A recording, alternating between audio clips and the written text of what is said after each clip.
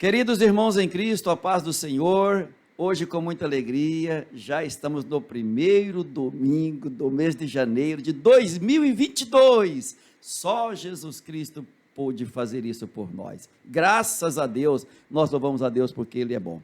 E sendo hoje então esse primeiro domingo, eu quero já de antemão agradecer as orações dos irmãos que vieram a nosso favor, porque durante o ano passado foi bênção pura, e eu tenho certeza que as orações dos irmãos contribuíram muitíssimo para que isso acontecesse. E agora, continuemos orando para que este novo ano nos seja um ano de muita alegria, de muita graça, de muito gozo, mas se for preciso sofrer como Paulo, que nós todos estejamos prontos para isso. Que Deus nos abençoe em Cristo Jesus e que a aula de hoje seja uma bênção nas nossas vidas.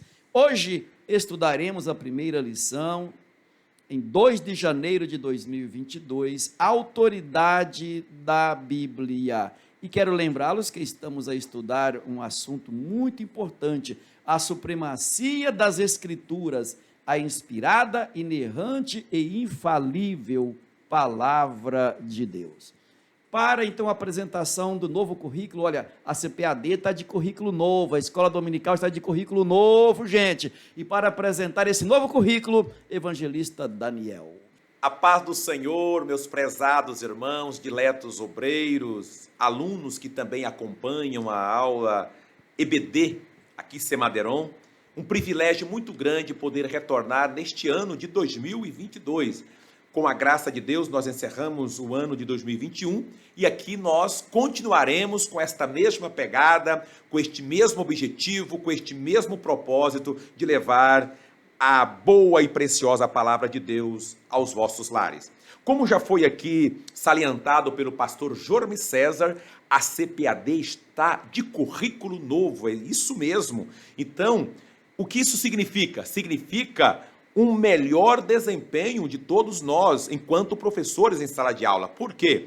Porque com novos subsídios, isso vai nos ajudar bastante. Então, mas o que é esse currículo? De modo geral, o currículo trata-se desta organização dos conteúdos que deverão ser ensinados aos alunos de forma progressiva e sequencial de acordo com as faixas etárias. Então, o currículo de escola dominical tem como proposta esse ensino da doutrina bíblica para o desenvolvimento da fé e a formação do caráter cristão. É bom salientar que este currículo da escola, ou melhor, da escola dominical da CPAD, ele preza por um ensino bíblico ortodoxo e pentecostal. O novo formato de lições, desde o berçário até a faixa etária adulta, está com muitas novidades. Por exemplo, nós temos aqui, nesse novo currículo de escola dominical, que ela preza por essa proposta pedagógica que atravessa as esferas bíblica, doutrinária e prática, além de usar essa linguagem mais clara e objetiva para as crianças, e em especial para os professores.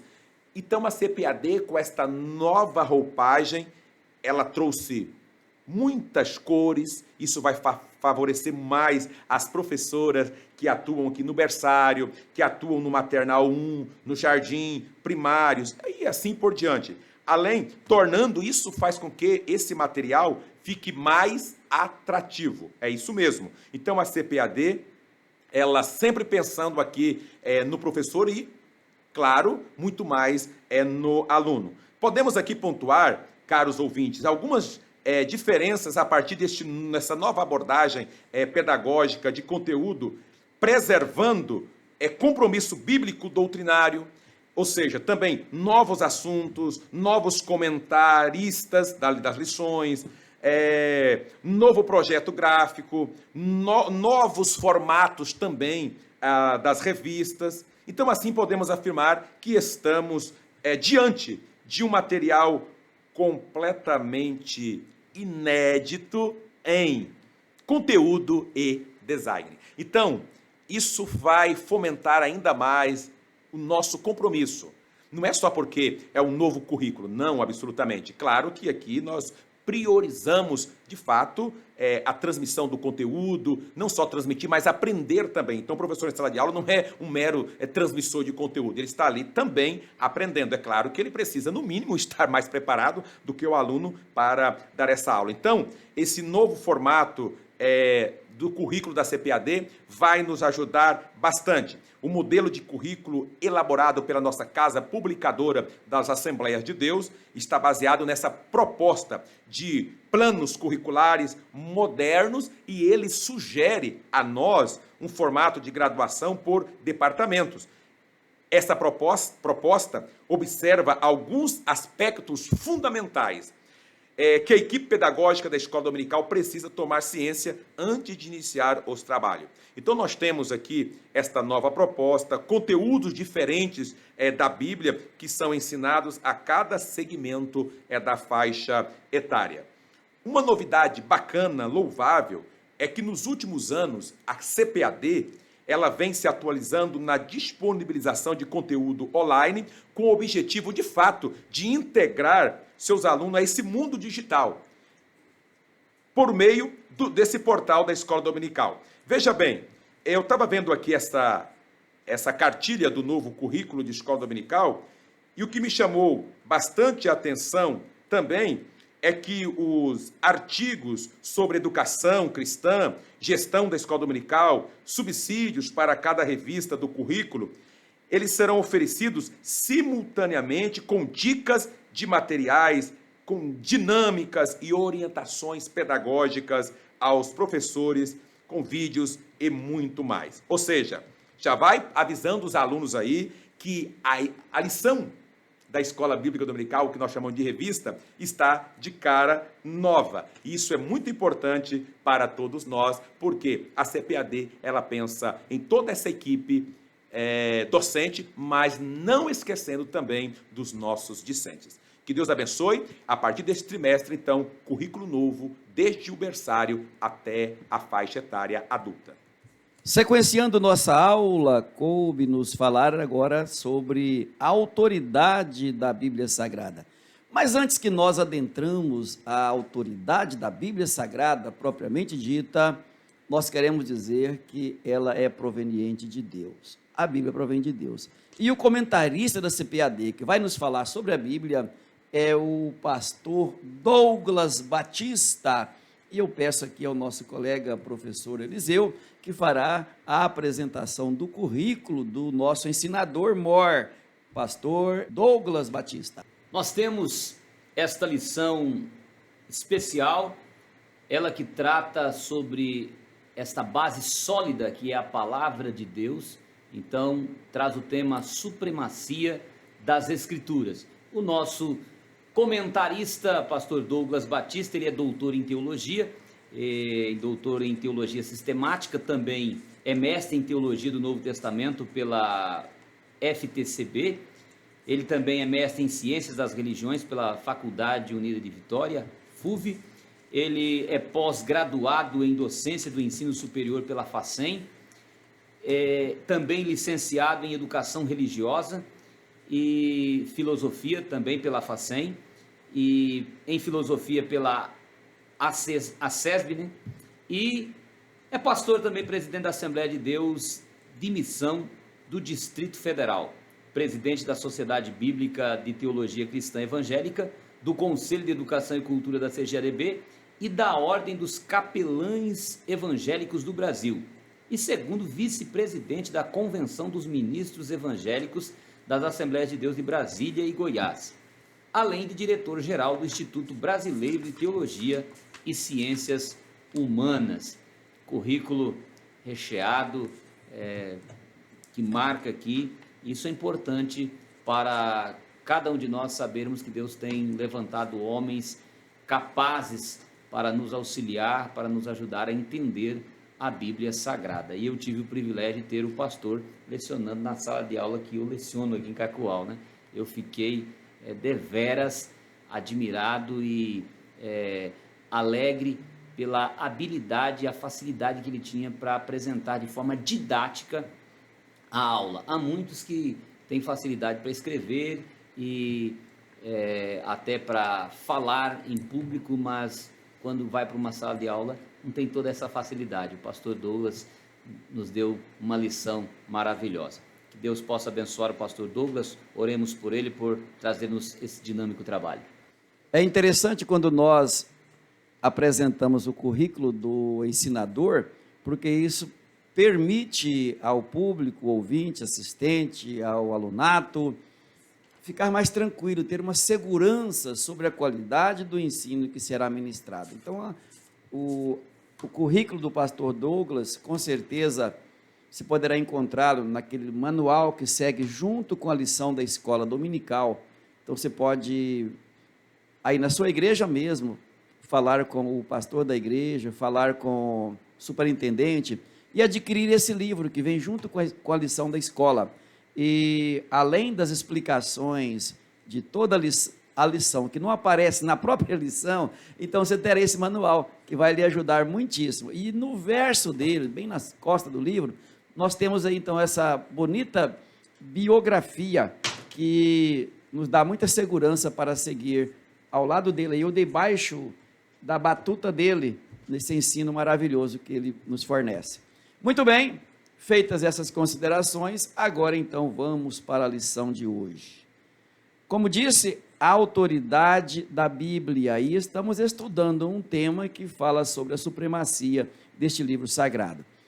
Eu começo dizendo que a supremacia da Bíblia, ela pode ser notada em um aspecto muito especial. Certo autor já disse que se alguém colocá-la por baixo de todos os livros, ela serve de alicerce, aquele alicerce forte assim, aquela rocha. Se colocá-la no meio, entre os livros, ela serve de viga, assim, de sustentação, de modo que nem o vento consegue abalar essa fé e esse conhecimento que há nela. Não, mas alguém desejou colocá-la por cima, talvez nessa posição aqui, ó. Ela serve de cobertura, é o telhado, ela está lá por cima, protegendo toda a estrutura, de modo que ela se preserva. Então, a Bíblia, de fato, ela exerce essa autoridade, dada a sua supremacia. Ela é muito especial. O texto áureo, Salmo 119, verso 1, diz assim: bem-aventurados os que trilham caminhos retos e andam na lei do Senhor. Bem-aventurados os que trilham caminho reto, claro, e andam na lei do Senhor. Qual que é a lei do Senhor? A Bíblia Sagrada.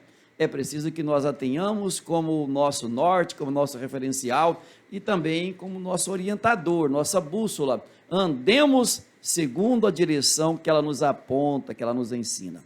Como verdade prática, a Bíblia Sagrada é a autoridade final da nossa fé e regra de fé. Que coisa linda! Regra de fé e prática. Isso nós poderemos encontrar lá na nossa declaração de fé, que fora aprovada em 2017, numa AGO da nossa Convenção Geral. Está escrito assim: cremos na inspiração verbal e plenária da Bíblia Sagrada, única regra de fé infalível e prática para a vida. Única regra infalível de fé e prática para a nossa vida, ou para que se tenha uma vida consagrada ao Senhor, porque ela trabalha o caráter do cristão, ela trabalha o nosso caráter. Nós somos abençoados quando nós temos a Bíblia, então, como autoridade, como regra de fé. Bem, o que quer isso dizer? Isso quer dizer que não se discute com a Bíblia, se crê e se aprende dela. Ela é a nossa ensinadora, e qualquer questão que envolva fé, que envolva a Bíblia, não se discute, crê, obedece. A relação é essa, porque ela está no topo da autoridade, a maior autoridade, como regra, mandamento, é isso mesmo, esse regramento, esse mandamento, essa ordem, é a Bíblia Sagrada. Então, não se discute Bíblia, não, se estuda a Bíblia. E além do mais, se obedece à Bíblia Sagrada. Em qualquer questão, a Bíblia tem razão, pois ela é autoridade, ela é soberana. E o que leva ela a ser isso é que ela é a palavra de Deus. A Bíblia não só contém a palavra de Deus, ela é a palavra de Deus. Quer dizer, ela falou, é Deus falando. E fim de história, não há discussão, há obediência. Então, a nossa relação com a Bíblia é exatamente desta forma. Eu peço essa leitura, a leitura em classe, ao nosso pastor Eliseu. Ele fará a leitura em classe da lição de hoje. A leitura bíblica em classe desta lição, ela está registrada no livro dos Salmos, no número 119, do verso 1 até o verso de número 8. Então diz assim: bem-aventurados os que trilham caminhos retos e andam na lei do Senhor. Bem-aventurados os que guardam os seus testemunhos e o buscam de todo o coração, e não praticam iniquidade, mas andam em seus caminhos. Tu ordenaste os teus mandamentos, para que diligentemente os observássemos. Tomara que os meus caminhos sejam dirigidos, de maneira a poder eu observar os teus estatutos. Então não ficaria confundido, atentando eu para todos os teus mandamentos. Louvar-te-ei com retidão de coração, quando tiver aprendido os teus juízos.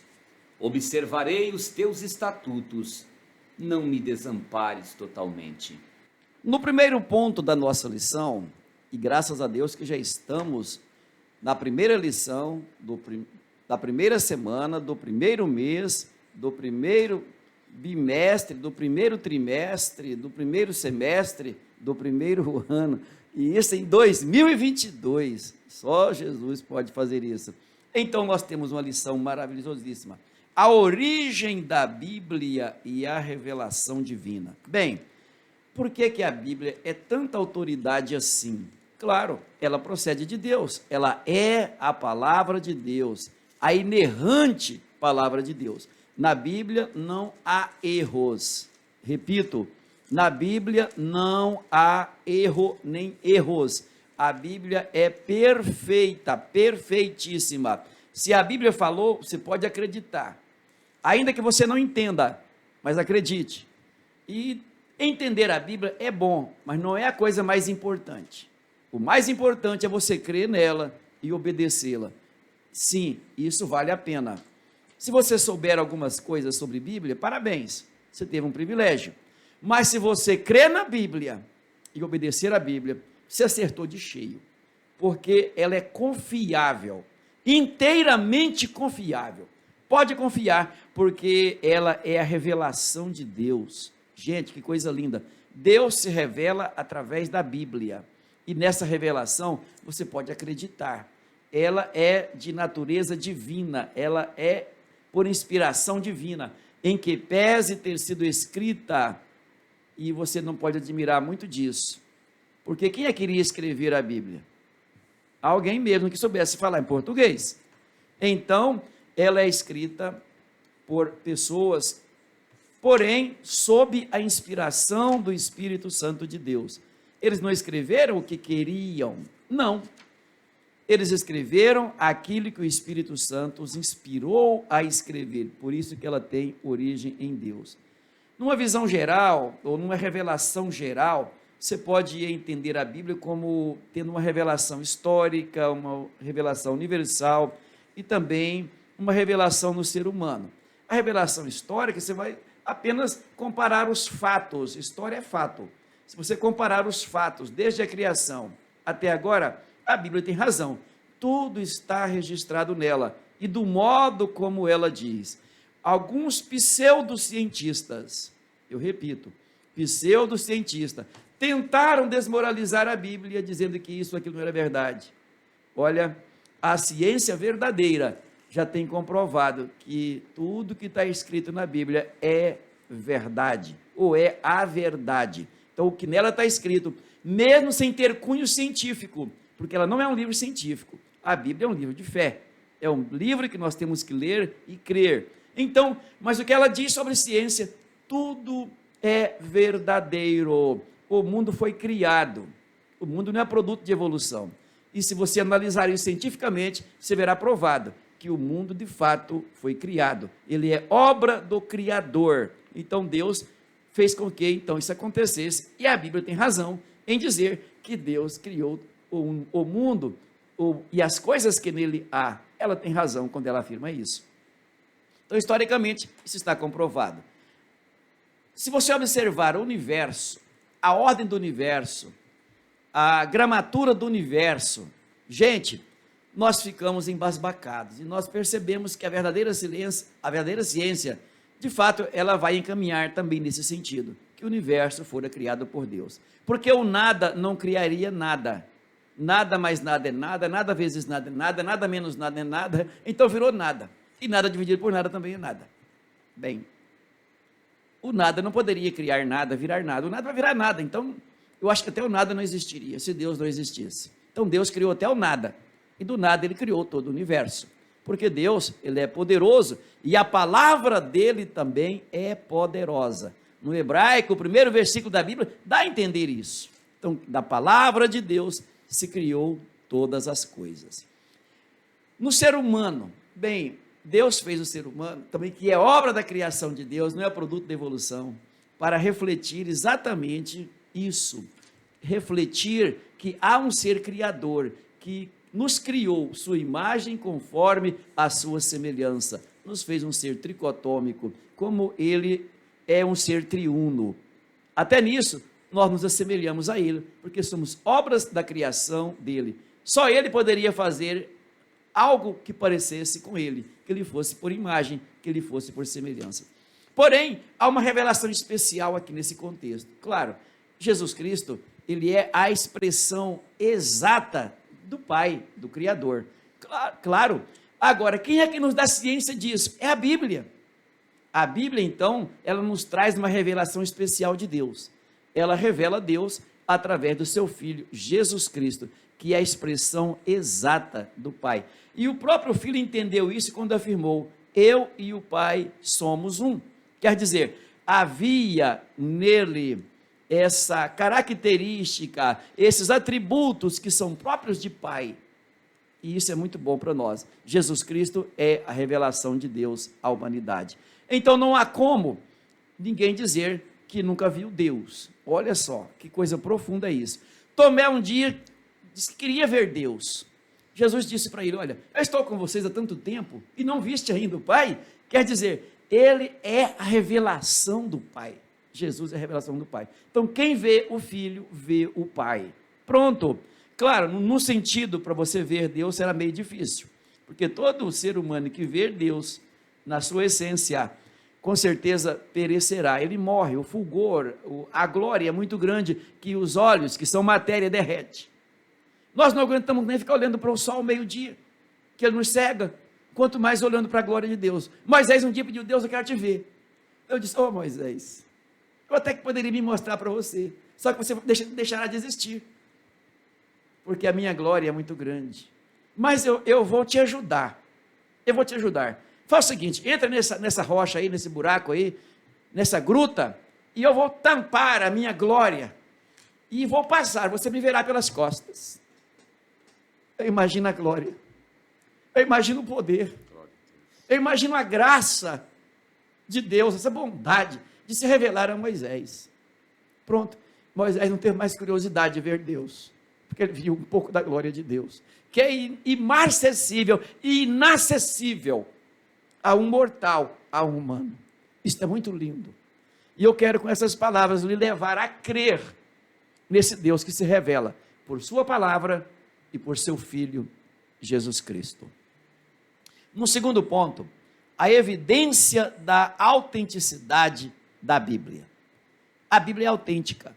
É o livro mais autêntico que existe. Não há outro. O que ela diz é a verdade. É a verdade. E você pode acreditar, a Bíblia é a verdade. É a verdade. Pode crer nela, ela é autêntica. Ela é proveniente do Pai. Você me pergunta: o que é autenticidade, pastor? É essa ligação, é essa coerência que tem entre ela e o Pai, e o Filho, e o Espírito Santo. E que esta palavra, ela é verdadeira. Aqui na Terra, nós usamos assim quando queremos confirmar que um documento é autêntico, nós o levamos perante a uma autoridade, que é um escrivão, a um tabelionato, e ele atestará a autenticidade daquele documento, comparando-o com o outro, que é o original. Verdade. Então a Bíblia também ela é autêntica. O Pai autenticou, o Filho autenticou, o Espírito Santo autenticou. Ela é autêntica.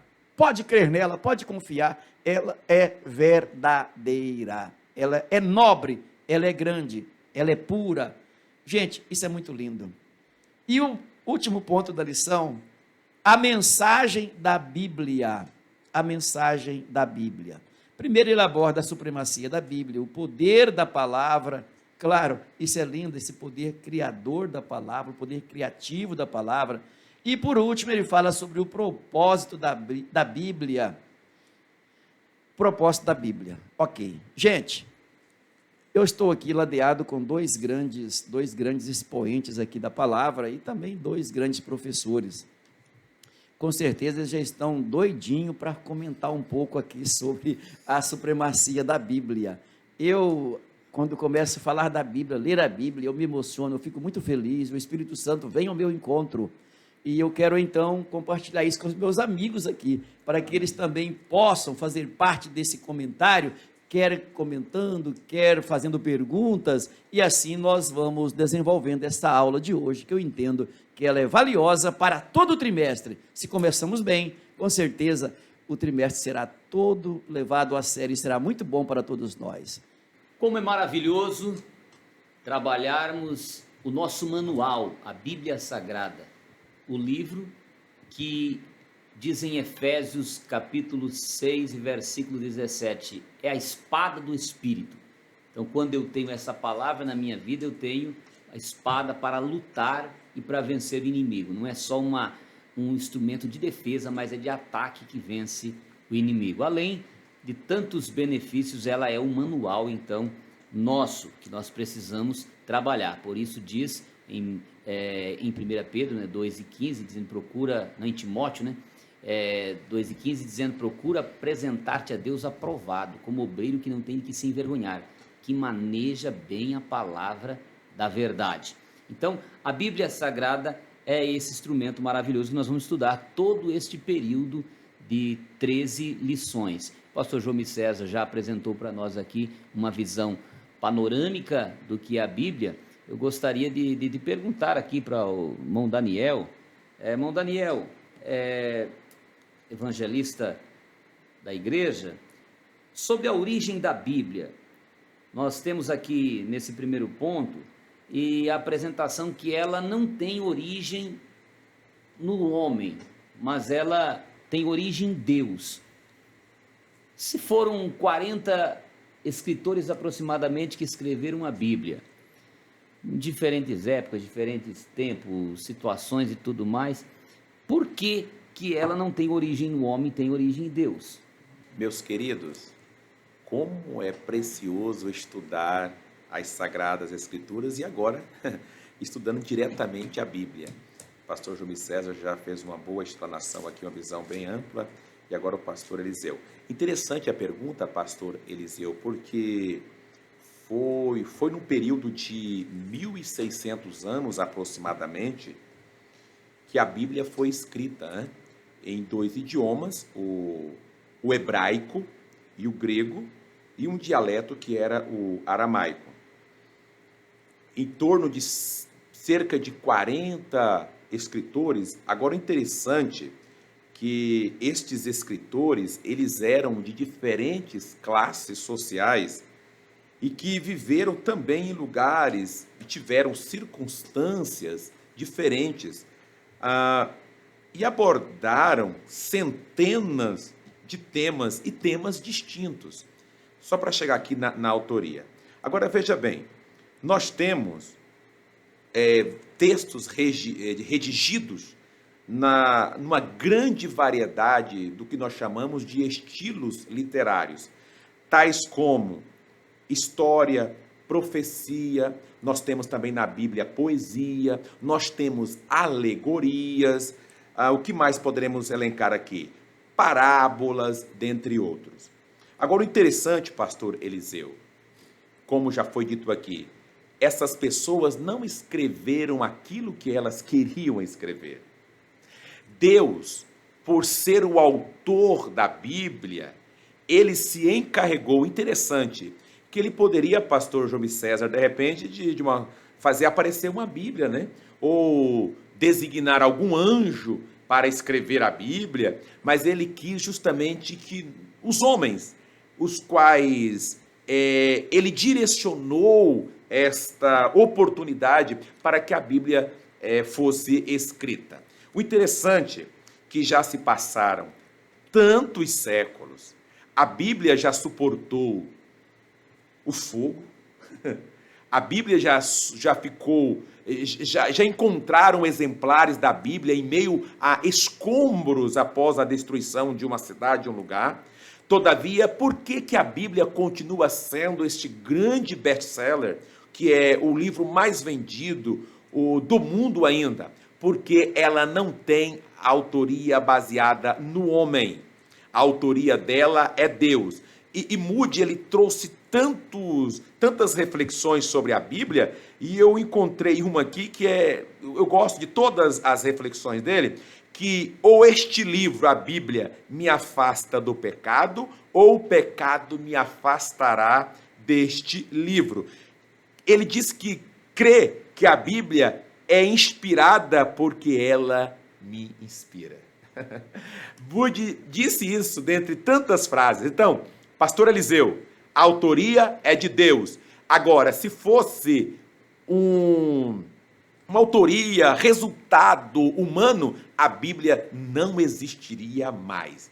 O interessante é que mesmo em países fechados, onde é proibido o manuseio da Bíblia, que as pessoas fazem reuniões secretas para poder partilhar ali, e não tem para todos, eles fazem ali um revezamento, a Bíblia, mesmo assim, ela ainda continua. Por quê? Porque a origem dela é divina.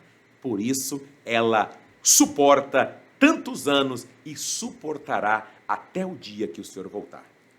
Tão maravilhoso nós discutirmos aqui, analisarmos sobre a palavra de Deus, e aqui fazendo um apanhado, seria importante, até podíamos dizer aqui algumas curiosidades bíblicas. Nós, quando no passado, o pastor João César, evangelista irmão Daniel, nós aí há 20, 30 anos atrás, eu lembro-me que uma pessoa se convertia, nós não tínhamos muitos instrumentos, muitos recursos didáticos para ensinar uma pessoa novo convertida, então a gente começava ensinando essas bases, que era o que? A Bíblia tem 66 livros, tem 27 livros no Novo Testamento, 39 livros no Novo Testamento. Aí nós íamos explicando, por exemplo, o maior capítulo da Bíblia é o Salmo 119, o menor é o 117, o versículo do meio da Bíblia está no Salmo 118, versículo 8. A Bíblia tem 1.189 capítulos, 31.173 versículos. O livro menor da Bíblia é 2 João. E nós íamos explicando, por exemplo, o maior versículo da Bíblia está em Esther 8 e 9. O menor versículo varia de edições da Bíblia, porque a Bíblia, conforme a edição de Bíblia, se ela é uma edição contemporânea, se ela é revista Almeida corrigida, conforme a edição pode mudar aí um pouquinho o tamanho do versículo, mas, por exemplo, existem umas edições que usamos muito no passado, era Lucas 20 e 10, que dizia, e o segundo, mas na maioria das Bíblias é Êxodo, capítulo 20, versículo 13, não matarás, é o menor versículo. Existem outras edições que está lá em Jó, em Jó 3, que e disse ele, é um versículo que em algumas edições aparece, e disse Jó, e disse ele. Então, são textos pequenos. A Bíblia tem inúmeras curiosidades que nós temos aqui, que vamos apresentando. Por exemplo, ela é o livro mais antigo da Bíblia, não é o Gênesis, que está lá como o primeiro livro da Bíblia, mas o livro mais antigo da Bíblia é o livro de Jó. E se fôssemos até contar, hoje é fácil contar, né, as palavras, mas a Bíblia tem 773.693 palavras e 3.566.480 letras em média. Então, são interessantes, por exemplo, sabemos que o Salmo 14 ele é semelhante ao Salmo 53. Nós temos capítulos, por exemplo, do livro de Reis, que é o mesmo capítulo do livro de Isaías, ou mesmo conta a mesma história, retrata, então repete a mesma história.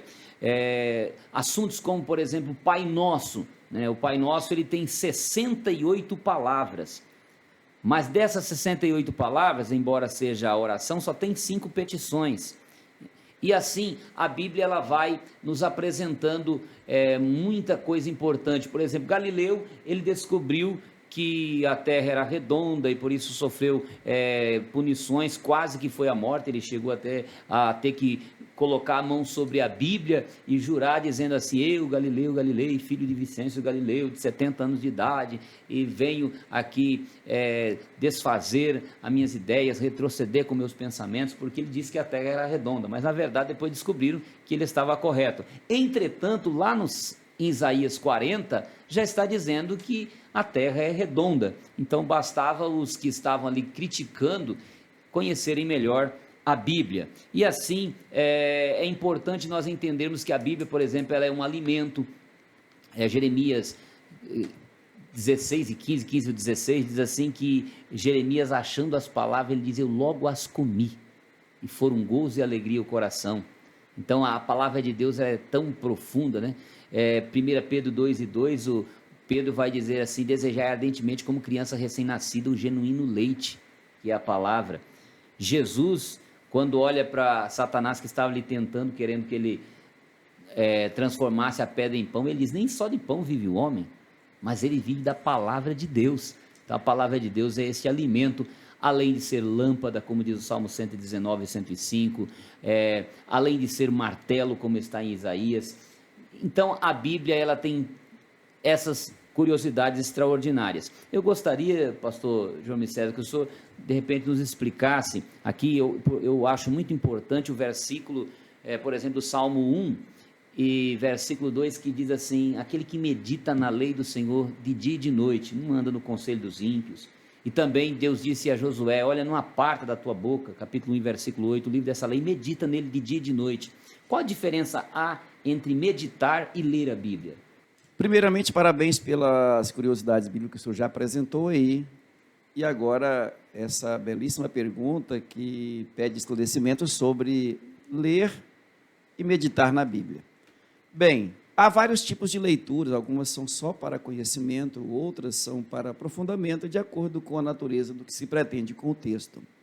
Agora, quando fala em meditar, é que, na verdade, você aprofundará, além de ler, você dedicará um tempo, um momento especial para absorver, não só mentalmente o que está escrito, mas também no seu aspecto orgânico.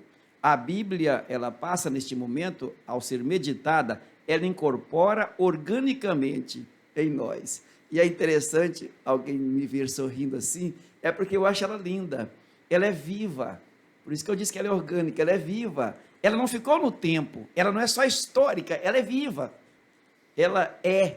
Então, ela não foi, ela não será, ela é. Ela é orgânica. Então, ela se incorpora em nós. E é isso que nos faz, nessa meditação, e espero que eu esteja corroborando com o entendimento dos nossos alunos, quando nós dedicamos um tempo para estudar a Bíblia, meditar na Bíblia, ela traz Deus para dentro de nós. Ela nos enche, ela nos instrui, ela nos capacita, ela nos ajuda em tudo.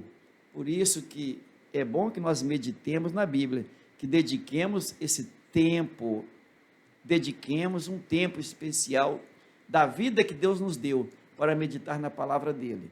É o que eu tenho pensado, professor. Falar da Bíblia é sentir, pastor João César e pastor Eliseu, a presença de Deus constantemente, porque é a própria revelação de Deus aqui conosco. Há casas que existem muitas Bíblias e, de repente, as pessoas não atentem para isso. E a gente costuma ter várias versões, né? Em casa nós temos algumas. Enquanto tem pessoas que choram para ter pelo menos um Novo Testamento. Como que você está valorizando a palavra de Deus? Ah, não, lá em casa a minha Bíblia fica aberta. Você pode dizer assim, no Salmo 23. É comum nós chegarmos em vários lugares e a Bíblia está aberta ali. No Salmo 23, você conhece muito bem a passagem. Mas na própria Bíblia nós encontramos trechos dizendo: aquele que ler isso aqui e não pratica é considerado como homem que construiu a sua casa onde? Na areia. Na areia. Então aquele que tem, às vezes lê, mas não pratica, de nada adianta. Outro sim, há pessoas que têm a Bíblia como um amuleto. O povo de Israel queria fazer isso uma vez com a arca, não deu certo não, pastor João César. A arca está aqui, só porque está a presença de Deus, e nós já sabemos como foi trágico o final. A Bíblia, como o pastor João César disse, pastor Iseu, ela é para ser lida, mas também ser estudada, que possamos meditar. Aquele que medita, já foi citado aqui o Salmo número 1. Então é lindo. Eu não sei de quem é o autor, mas eu gosto muito quando a gente vê expressões como: a Bíblia é o mapa do viajante, o cajado do peregrino, a bússola do navegante, a espada do soldado e o guia do cristão. Deus, o próprio autor da Bíblia, e nós podemos dizer que o Espírito Santo é o intérprete. Sabe quantas vezes eu estou ali lendo a Bíblia e parece que algo está assim obscuro, de repente começa a aclarar e a gente começa a chorar de alegria, porque é algo que a carne seria insuficientemente capaz de trazer aquela revelação. E é o Espírito Santo quem revela. Agora existe um grupo de pessoas preguiçosas que diz o seguinte: eu não vou ler a Bíblia, porque quando eu ganhar a oportunidade, o Espírito Santo vai colocar a palavra na minha boca. Isso procede, pastor João César? A Bíblia diz que o Espírito Santo nos fará lembrar. E eu só posso lembrar de algo que eu estudei. Eu vou lembrar do pastor João César, do pastor Iseu, do Monilson, enfim, todo dia, amanhã, agora à tarde, porque eu estive com eles. Como é que você vai lembrar de um lugar que você não esteve? Você pode até conjecturar algo, mas a Bíblia, o Espírito Santo faz você lembrar o que você estudou. Então, Deus não tem outra revelação, de forma alguma, escrita além da Bíblia. Tudo que Deus tem para o homem já está aqui, revelado nas Sagradas Escrituras. Não há necessidade de querer fazer remendos, não há necessidade de querer acrescentar nada, porque tudo que nós precisamos para alcançarmos os céus está na Bíblia Sagrada. Ela é a nossa única regra de fé e conduta. A Bíblia nos ensina como devemos nos portar diante dos outros. A Bíblia nos ensina como devemos nos portar diante da sociedade, diante das autoridades, até no momento de nós nos alimentarmos. Exatamente. Salomão disse isso. E ele trouxe um recado aí, uma mensagem para os glutões, que é para atravessar um garfo na garganta enquanto estiver à mesa. Claro que o sentido aqui é metafórico. A Bíblia nos traz modelo para viver em todos os dias das nossas vidas. Gostei muito do que o pastor João César disse. A Bíblia não foi, a Bíblia é. A Bíblia é. Vale o mesmo, né, para quando a gente diz Deus não existe, Deus é. Então, a Bíblia, ela sempre é a palavra de Deus. E ela nos traz vários modelos de como deveremos nos proceder aqui na terra para alcançarmos os céus. Glória a Deus. Então, que Deus em Cristo abençoe. A Bíblia, como já colocamos aqui, é ela o nosso único manual. Todo aparelho que nós compramos vem um manual. E o manual é para ser o quê? Para ser lido, para ser estudado também. A Bíblia não é diferente. Quer conhecer melhor o céu? Estude a Bíblia. Palavra de Deus, a Bíblia Sagrada, né? Alguns falam que ela fechada é apenas um livro, ela é aberta, é a boca de Deus. Não, a Bíblia Sagrada, ela é a Bíblia. Ela fechada ou aberta, ela é a Bíblia. A palavra Bíblia não aparece nas Escrituras, ela vem de papiro, a palavra papiro, que era biblos, uma planta muito encontrada no Nilo, ali nas regiões do Egito, e depois, então, esse papiro, ele levava o nome de biblos, e vários papiros formavam, vários biblos formaram, então, uma biblioteca, e aí se chamou Bíblia, como se fosse, ou como considerando uma biblioteca. Então, a Bíblia vem de biblos, porque ela tem uma diversidade, são 66 pequenos livros que compõem, então, uma biblioteca que se denomina Bíblia. Então, esta palavra, ela não expulsa demônio, por exemplo.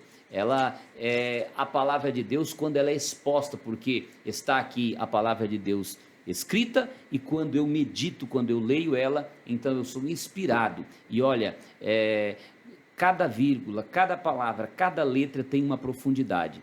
Lemos uma vez, quando lemos a segunda aprendemos mais, quando lemos a terceira mais ainda, e Deus fala conosco. Eu imagino quanto muitas pessoas têm perdido de ouvir a voz de Deus por deixar de ler e estudar ou meditar na Bíblia. Muitos ficam procurando, eu queria tanto que Deus falasse comigo. Leia a Bíblia com humildade, com amor, e você vai ouvir Deus falar, porque Ele diz, eu velo, Jeremias 1:12, pela minha palavra para cumprir. Isaías 34:16 diz, buscai o livro do Senhor e lede, nenhuma dessas palavras falharão, nenhuma e nem outra faltará, porque a sua própria boca ordenou, e o seu espírito mesmo as ajuntará. Então Deus cuida da palavra dele, louvado seja o nome do Senhor. Aqui nessa lição, nós encontramos a Bíblia como uma revelação geral. O que é a revelação geral? Deus se manifestou ao homem através da criação, por exemplo, o Salmo 19 e Romanos 1:20 diz que os atributos visíveis e invisíveis de Deus, tanto o seu real poder quanto a sua divindade, se entende, claramente se vê pelas obras que são criadas. O Salmo 19 primeiro vai dizer que um dia faz declaração a outro dia, uma noite mostra sabedoria a outra noite. Então há a revelação da natureza, há a revelação de Jesus, por exemplo, João 1:1, Jesus vem ao mundo e ele é a revelação de Deus viva, é chamada a palavra viva. Mas com uma necessidade de uma revelação maior, Deus foi trabalhando nos homens para a produção da Bíblia Sagrada, através então desses aproximadamente 40 escritores, com um autor só, que é o próprio Deus. Então essa revelação geral é porque Deus tem o controle da humanidade. Por exemplo, Deus tem o controle da história. Deus cita o nome de pessoas como Dário, ou como Ciro, melhor dizendo, mais de 100 anos antes de ele nascer.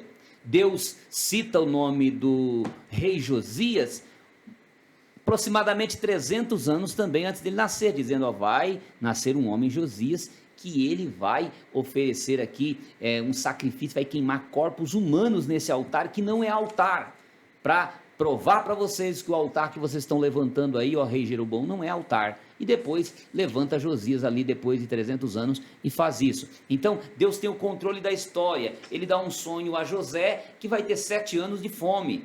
E surge a interpretação e surge 7 anos de fartura, como Deus falou, e depois vem os 7 anos de fome para que se organize as coisas.